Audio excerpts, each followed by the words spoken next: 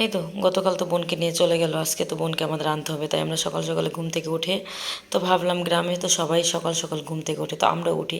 ওঠার পরে এলাকাটা একটু ঘুরতে গেলাম, যে এক বাড়িতে দেখলাম হাঁস।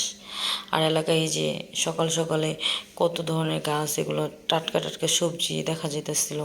তো আমরা দেখতেছিলাম, তুলতেছিলাম, শাক তুলতেছিলাম।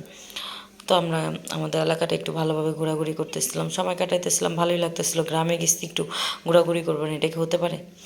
তারপরে দুপুর হয়ে গেল, এখন আমরা মামাতো বোনকে আনার জন্য রওনা করে দিলাম। আমাদের আগে 2 বাস চলে গেছে, আমরা এই গাড়িতে যেতেছি, হচ্ছে আমরা সবার পরে বেরোইছি, এই জন্য আমাদের রেখে সবাই চলে গেছে।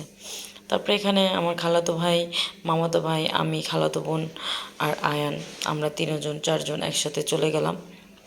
সময় আমাদের রেখে ওই বাসে অলরেডি চলে গেছে, আর আমরা গাড়িতে পার্কিং করে এখন আমরাও হেঁটে হেঁটে যাচ্ছি। যে দেখি বাবা, খাওয়া দাওয়া সবারই শেষ, আমরাই সবার শেষে। তারপরেই তো আমরা ঝটপট খাবারগুলো খেয়ে নিলাম।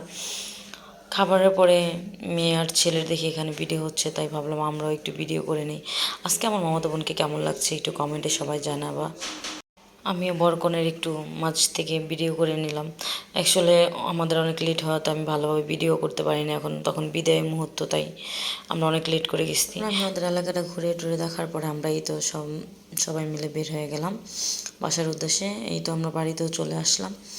আসার পরে আমি রাস্তা থেকে নেমে গেলাম, আর এই যে বর কনে বাসায় চলে গেল, আর আমরা ভাবলাম যে আমরা একটু বাইরে ঘুরি, তাই আমরা চলে গেলাম আরেকটি জায়গায়, সেটা হচ্ছে মোট বাড়ি দেখার জন্য। আর সেটা হচ্ছে আমি আরেকটি ব্লগে তোমাদের সাথে শেয়ার করব।